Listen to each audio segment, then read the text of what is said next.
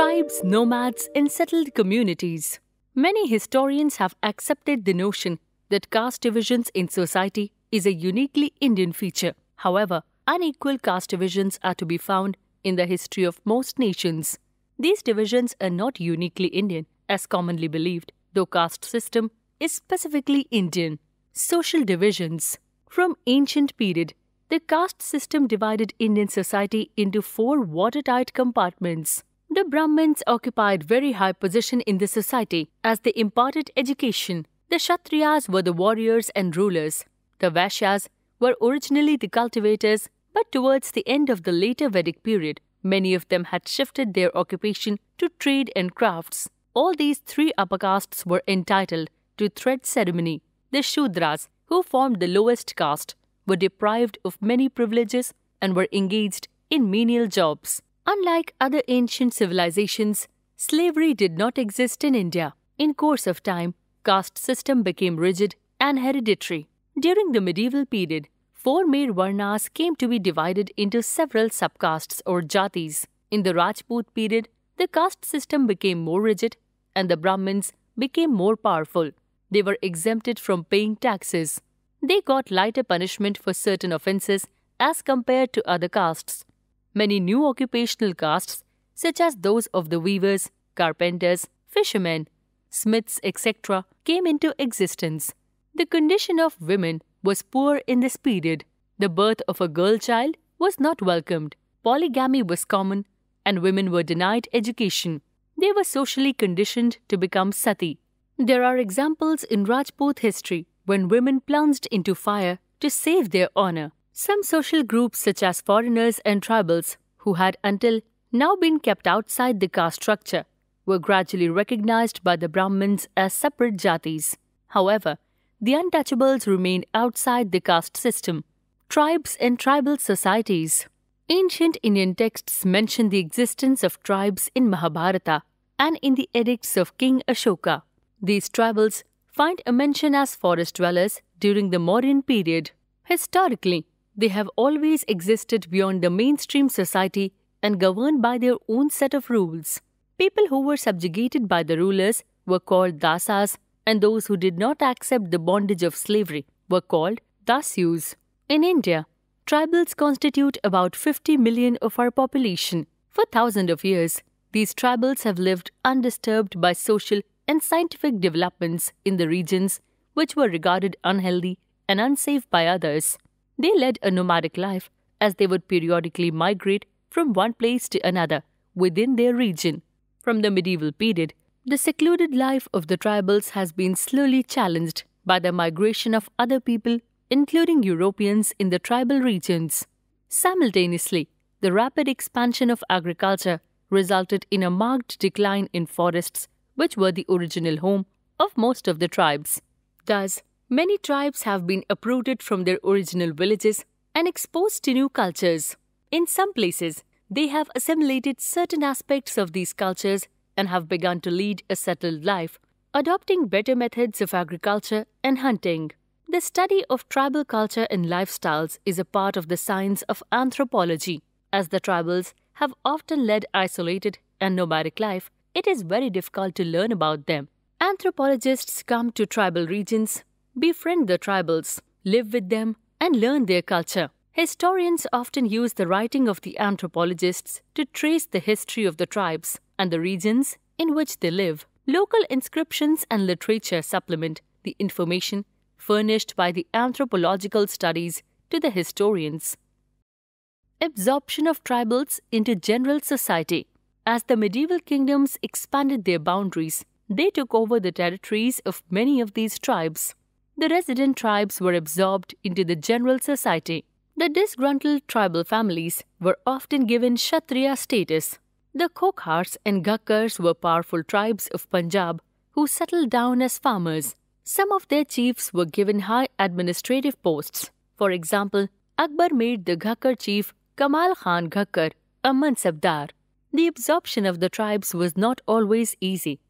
Some hill tribes of the northwest resisted absorption. In many areas of present-day Bihar and Jharkhand, Chero chiefdoms had emerged. Raja Man Singh, Akbar's famous general, attacked and defeated the Cheros in 1591. A large amount of booty was taken from them, but they were not entirely subdued. Under Aurangzeb, the Mughal forces captured many Cheros fortresses and subjugated the tribe. The Mundas and Santals were among the other important tribes that lived in the region of Odisha and Bengal. Maharashtra and Karnataka were home to Kolis, Bedards, and numerous other tribes. Further south, there were large tribal populations of Koragas and Maravars. The large tribes of Bhils spread across western and central India. The Gonds were found in great numbers across the present-day states of Chhattisgarh, Madhya Pradesh, Maharashtra, and Andhra Pradesh. The origin of Jats is tribal, and early historical accounts show them as pastoral. They seem to have moved into Punjab from Sindh and abandoned pastoralism. Akbar's historian Badoni mentions them as in the stage between pastoralism and agriculture. Jats of Punjab. Jats attained political importance in the second half of the 17th century when there was a serious uprising of the Jats near Mathura under the leadership of Gokhla. In 1685, the Jats plundered Akbar's tomb in Sikandra, and fighting continued till Raja Bishan Singh of Amber stormed the Jat stronghold of Singhani and crushed them. However, the Jats managed to unite against the Mughal emperors and expanded their kingdom. The kingdom reached its peak under Surajmal, who captured Bharatpur and extended his kingdom around Mewar. Surajmal was appointed Faujdar of Mathura by the Mughals. The growth of Jat powers angered the Marathas, who wanted to subdue them. Surajmal defeated the Marathas and also Ahmad Shah Abdali, who attacked Jats. However, Surajmal met an untimely death as he was shot dead by Nazim-ud-Dawla, the Afghan vice-regent at Delhi. The Jat kingdom, through a tribal confederacy, did give a jolt to Mughal empire. They left an imprint of bravery, courage, and military diplomacy in history. Gonds. The Gonds are one of the largest and most well-known tribal communities in India.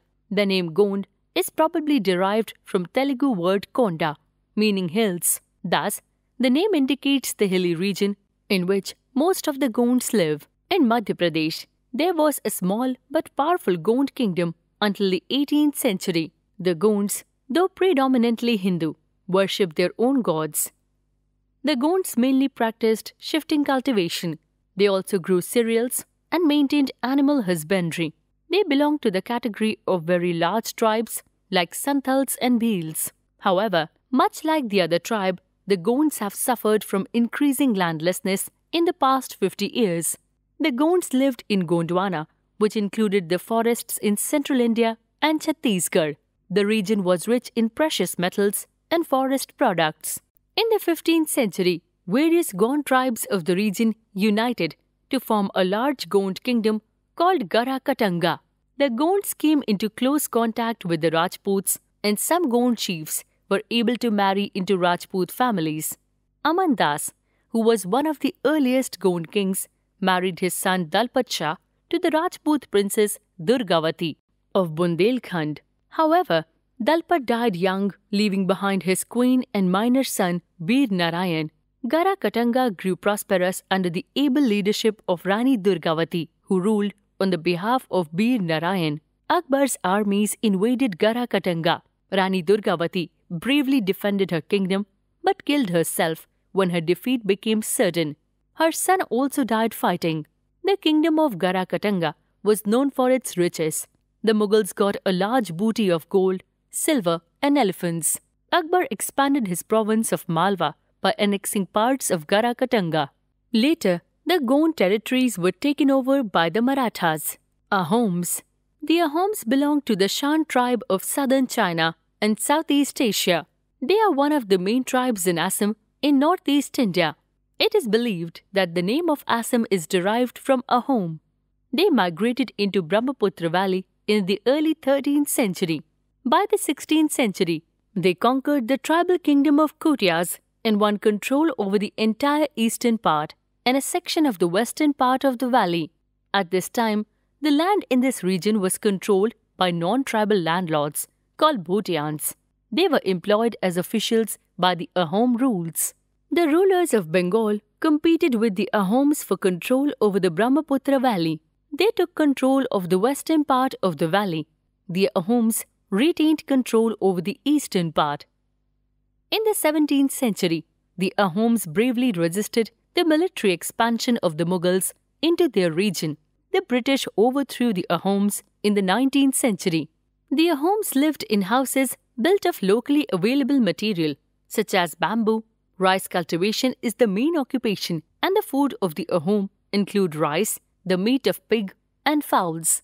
The Ahom rulers maintained a workforce which played an important role during war and peace. Its members, called Paiks, served as soldiers and also built dams and roads.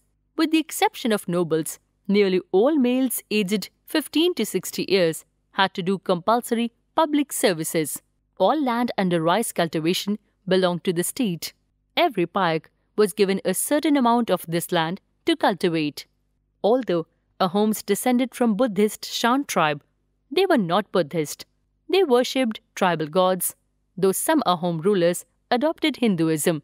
Shukapha, the first Ahom king, brought an idol of the deity, which has been regarded as the main deity of the Ahoms. Many of the Ahoms strictly follow Hindu customs and beliefs. The Ahom kings built temples for Hindu deities like Vaishnavite temple. Even though Ahoms built Hindu temples, they continued to worship tribal gods. They also used their tribal language along with Assamese and followed their tribal customs.